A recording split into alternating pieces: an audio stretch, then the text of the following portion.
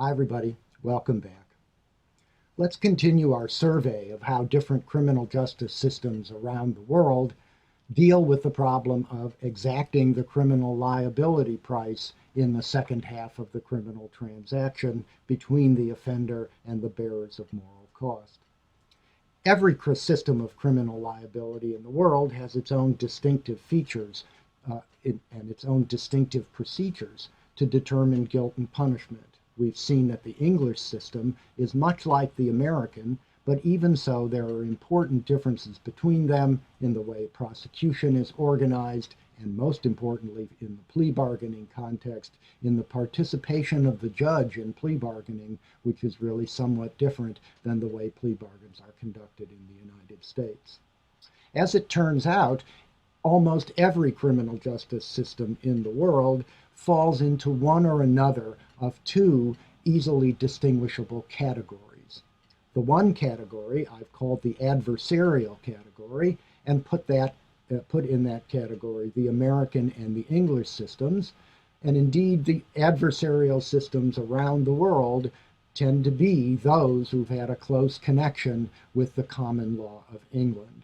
The adversarial systems are an outgrowth of common law principles and the development of the common law in England, and thus most of the adversarial systems in the world, although by no means all of them, are in those nations who trace their legal systems' origins to the English common law. But other equally venerable and equally honorable systems of criminal justice trace their origins to Roman law, and in Europe, some more directly to the civil code and criminal codes of Napoleon of France in the early part of the 19th century. These systems are called inquisitorial, a term I'll come back to in a moment, and the inquisitorial systems dominate the European continent. Every system of criminal justice on the European continent is an inquisitorial system, and inquisitorial systems exact criminal liability prices in a rather different way than adversarial systems of criminal justice. And the way to distinguish these two systems from one another, I think, most effectively is to say that the adversarial and the inquisitorial systems of criminal justice are distinguished by rather different approaches to the search for truth in the trial procedure. As we've seen in the adversarial systems, the trial is understood as a kind of combat between the prosecutor and the defendant. There's evidence, but the evidence is presented by the prosecutor and presented by the defendant, and then it is interpreted in the way that the prosecutor would like to interpret it, and then interpreted again in the way that the defendant would like to interpret it. And as we've seen, there are rules about what evidence can be introduced that makes the evidence that's actually presented to the trial jury somewhat incomplete and problematic. Nonetheless, the jury, as the trier of fact, is asked to reach a verdict by somehow selecting between the story told by the prosecution and the story told by the defendant to reach a resolution of the lawsuit between them. The principal features of the adversarial system are some we've seen before. One of them, as we've seen, is that defendants are granted rights against the truth to level the playing field with the prosecution. And of course, if defendants have rights against the truth, they're liable to use them, and the casualty of their using the rights is the truth. It won't be revealed before the jury in the court proceedings if it's unfavorable to the defendant and if the defendant has a right to keep that evidence away from the jury's view. As a result, juries frequently make decisions on incomplete evidence, which is sometimes, because of the way in which the evidentiary rules have been interpreted in that case, sometimes quite misleading and lead juries to what would be factually erroneous results. A second feature of adversarial systems is that adversarial trials are run by the attorneys, the prosecutor and the defense attorneys, who are, obviously in the adversarial system, strongly partisan. It's they who bring the evidence to court. It's they who question the witnesses. It's they who propound the theories of the case that they want the jurors to agree with. It's they who disagree with their opponents and try and pick holes in the logic or the facts of their opponents' cases.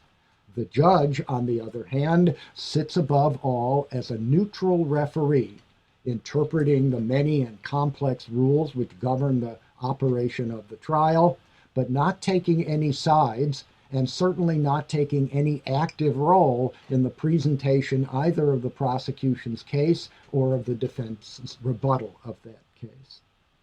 A third point about adversarial systems is that the standard of guilt, the burden of proof that must be met by the prosecution before a conviction will follow, is very, very high. It's typically expressed in the United States as that guilt must be proven beyond a reasonable doubt.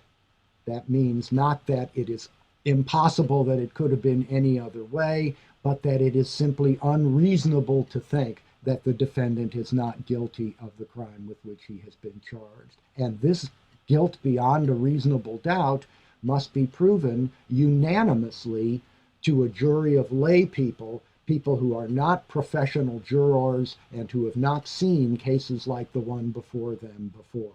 And as I've suggested earlier, lay juries tend to be much more skeptical of the government's case than professional juries or professional judges deciding cases or deciding issues of fact.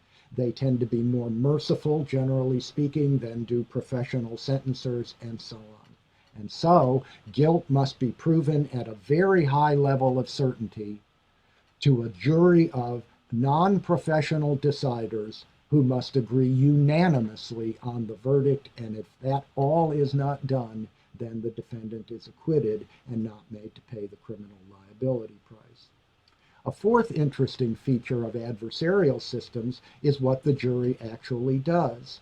It comes back after deliberating on all of the facts and all of the arguments that it has heard, and it returns a verdict.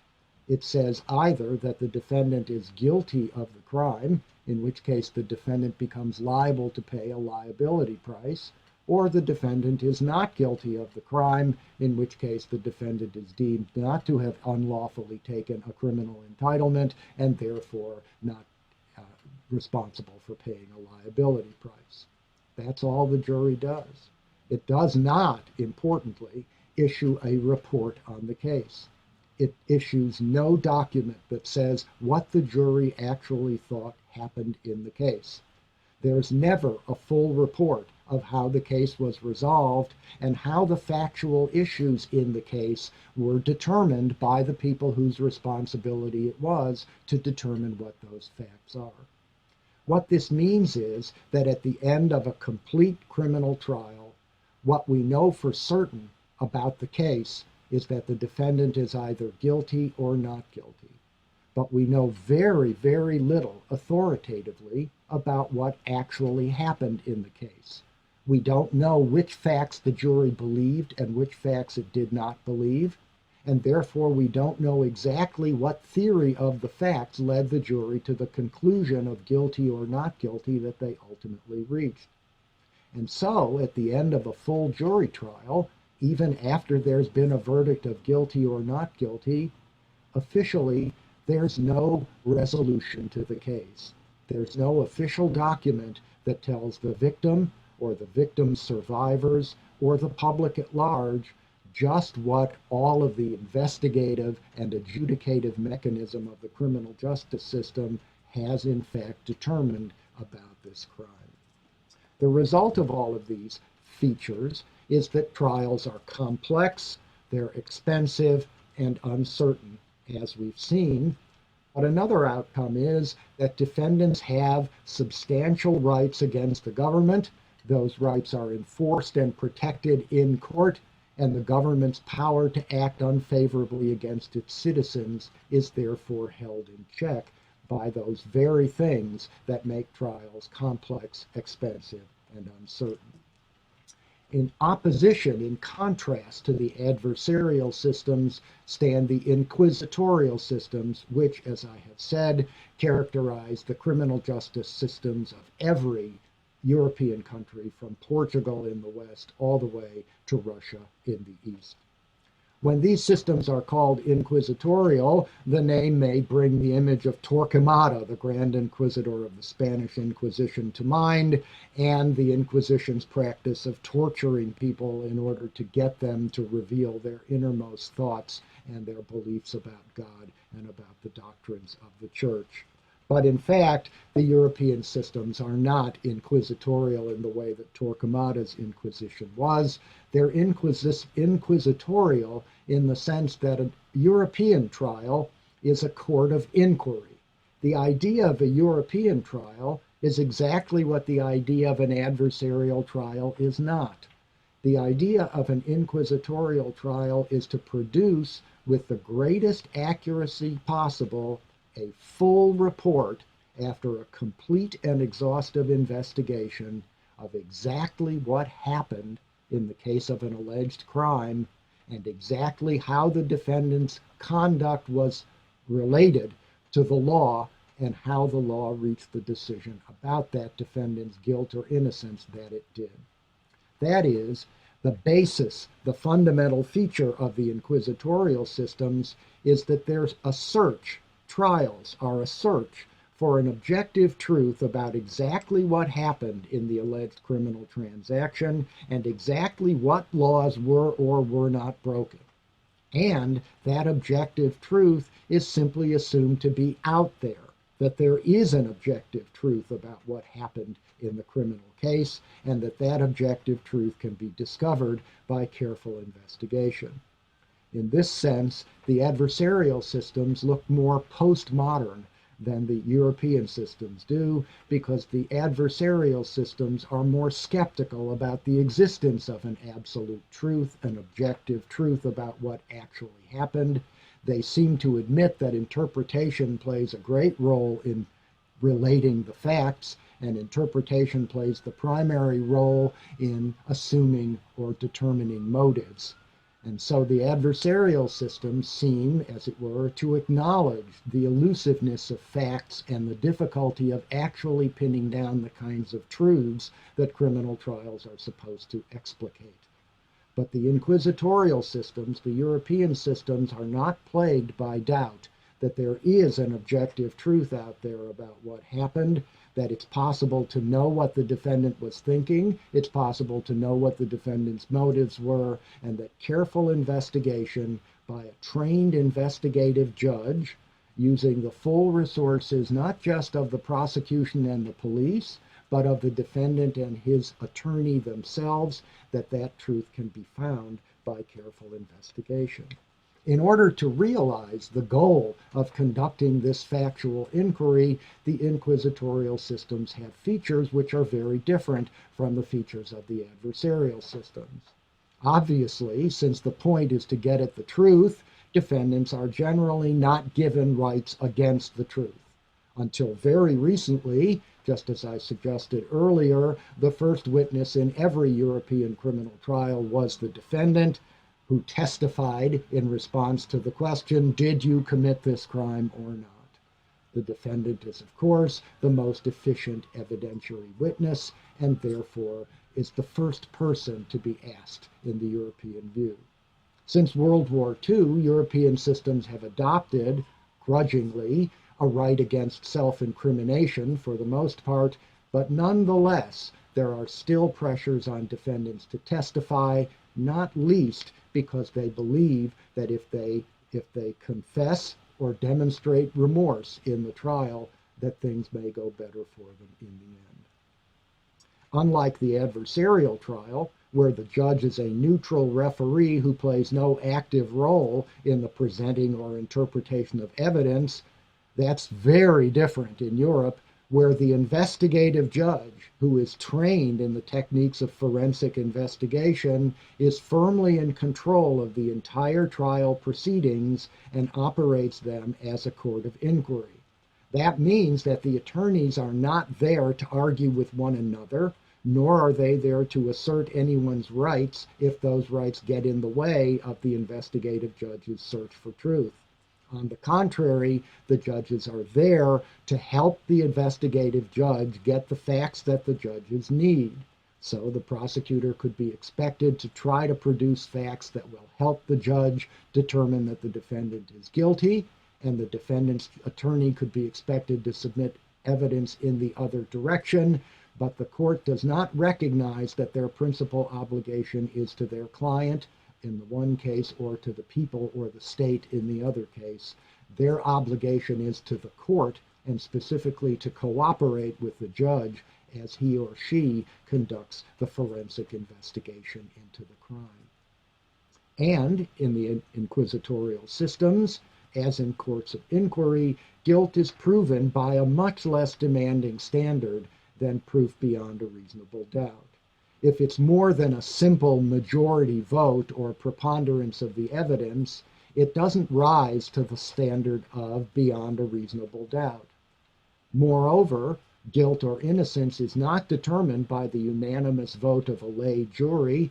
It's determined by a majority vote of a jury, which, in the case even of serious crimes, murder and the like, juries composed in part of professional jurists, investigative judges themselves, and in part by lay people, and in no country are the lay people in the majority of the jury.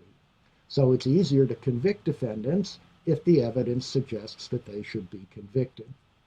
Finally, and this is a key point about the adversarial systems, the point of the entire trial is to culminate an investigation that leads to a report that tells the public, the victim, and the defendant exactly what the official resolution of the case is. It's a full report on what the judge believes, to the best of his ability, after the full-scale investigation, actually happened in the alleged criminal transaction, what laws were or were not broken by whom, and therefore what the consequences for the defendant should be if the defendant is found to have been in violation of the law. And as a result of these features, trials are simple because they're not cluttered by defendants exercising rights against the truth. They're cheap because there are no arguments being made in either direction, no long stories to be told, and trials can be opened and closed, even for serious offenses, within a matter of hours. And because they are so focused on getting at the truth, they typically do a very good job of it. So the trials are revealing. At the end of a successful criminal trial in Germany or in France, the public knows exactly what the state now believes actually happened in the criminal transaction and exactly what laws were broken. At the same time, of course, in contradistinction to the adversarial systems, European defendants don't have very many rights. They're in fact at the mercy of the judge to produce facts for the judge to help that judge determine what's actually happening. And therefore, judges and the state that they represent have a good deal more power against defendants in the inquisitorial system than they do in the adversarial system. And there is very, very little in the trial procedure which checks the authority of those judges and the police and prosecutors who work with them, that checks the authority of those judges as they search for the truth in each particular case. So some of the key differences between these two systems as they play themselves out can be summarized briefly. One of them comes from a pithy sentence that was spoken by John Merriman, who was a professor of comparative law at the Stanford Law School many years ago.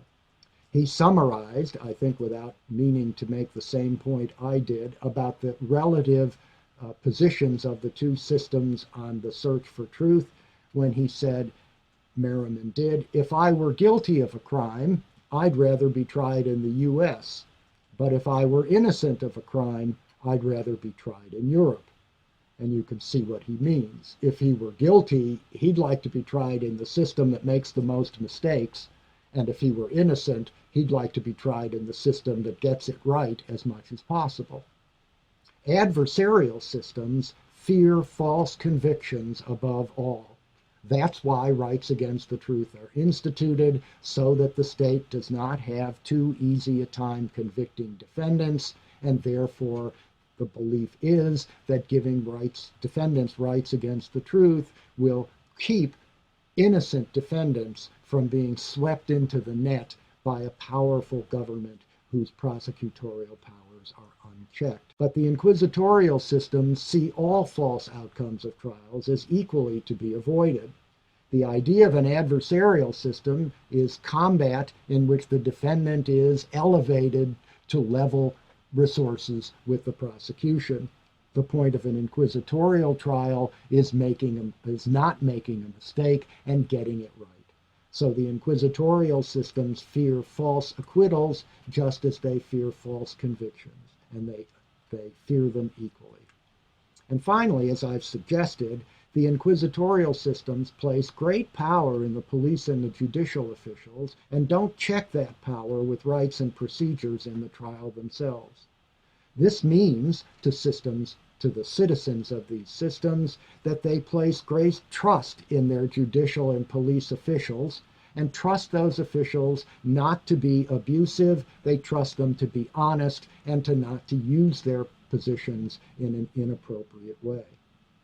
In England and the United States, again, especially in the United States, the attitude toward government is much, much more skeptical, perhaps even hostile. And therefore, the trial procedure, the criminal procedure, is heavily weighted toward the defendant, and the government's power is firmly checked at trial. But in addition to these relatively important differences, there are two really important differences between the inquisitorial systems and the adversarial systems when it comes to plea bargains and the resolution of criminal cases. As I've noted earlier, in the United States, plea bargaining is made possible, one, because defendants have the right to plead guilty, and by pleading guilty, they can stop the criminal trial. And secondly, because prosecutors have the discretion to select the charge that corresponds to the sentence that they want imposed, and that they can use that discretion, as it were, to get the defendant to plead guilty to a crime that might not even remotely come close to describing what that defendant has actually done. Because defendants can plead guilty and abort the trial, and because prosecutors can lower the defendant's sentence by selecting the appropriate charge, each has something of value to give to the other, and bargaining can proceed. But in the inquisitorial systems, neither of these conditions exists. First, defendants can't plead guilty. There's nothing a defendant can do to prevent the occurrence of a criminal trial in his case. Even a confession by the defendant, even if the first thing that happens at the trial is that the defendant sits and says to the judge, "Your Honor, I did it. Everything that's in that dossier is absolutely correct. There's no need for us to go any further because I confess to absolutely everything to which I've been accused," the trial doesn't stop. It doesn't enter a conviction because, in fact, the confession may not be accurate. Maybe the defendant doesn't remember things perfectly. Maybe, for some strange reason, the defendant is confessing to something that he didn't do. The confession becomes evidence, but it doesn't dispose of the issue of what happens, and the principal idea of the trial is to find out what happened. So defendants have no right to prevent the court from finding out what happens. They have no right to abort the proceeding altogether, as American defendants do, and even by confessing, they cannot stop the court from continuing its forensic investigation of the crime itself. Secondly, and equally important, European criminal justice systems are governed by what is called the rule of compulsory prosecution, or in some systems, the principle of legality. Compulsory prosecution means that every outcome of every criminal trial must reflect exactly what the defendant did. Therefore, defendants cannot be charged with and cannot be convicted of offenses which are lesser than what they actually did. To enforce the rule of compulsory prosecution, prosecutors in European systems are denied discretion to select the charges that will be tried at the criminal trial. They must instead always bring the charge, and therefore the trial must always be about the highest charge, the most serious crime that the evidence will support. And this is so that judgments in the case can be as accurate as possible. If the prosecutor believes that the facts show that a defendant has committed an armed robbery, the prosecutor has no authority to charge the defendant with any crime other than armed robbery. And in particular, the prosecutor has no authority to reduce the charge to something below armed robbery so as to subject the defendant to smaller jeopardy upon conviction. There are underlying similarities between these two systems.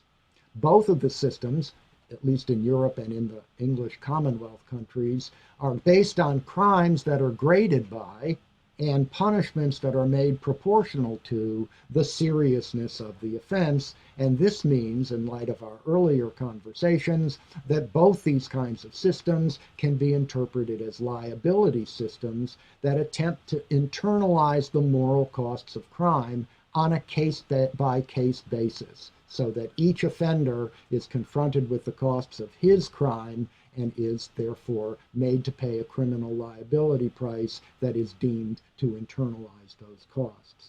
Probability scaling is simply not possible, not on, in systems where punishment must be proportional to the crimes, and this is true of the European systems just as it is of the American system. But as crime rates rise, both the inquisitorial and the adversarial systems must face the question of how limited judicial resources are to be allocated across those increasing caseloads. Even though European trials are cheap compared to American trials, they're not free. And if there are a lot of crimes, there will need to be a lot of trials, especially if the rule of compulsory prosecution is to be honored. But those increasing crime rates put a great deal of pressure on the resources that are available for criminal justice. And therefore, there's a subject to be studied, what we might call comparative plea bargaining. In the United States and Britain, the response to rising caseloads has been plea bargaining, whether that's been acknowledged, as it has in the case of the United States, and regulated, or whether it's not acknowledged and goes unregulated, as it does in Britain. But in Europe, the absence of the features of adversarial systems that make plea bargaining possible in the adversarial systems, that same absence makes explicit sentence bargaining impossible under the European systems and raises the question of how do the inquisitorial systems, just as we asked about the adversarial system, how do inquisitorial systems respond to the pressures of rising caseloads and limited judicial resources? Do inquisitorial systems, like the adversarial systems, have alternative methods of adjudication that enable them to avoid the costs of trials just as the adversarial systems do? And if they do, what might these analogs to plea bargaining look like?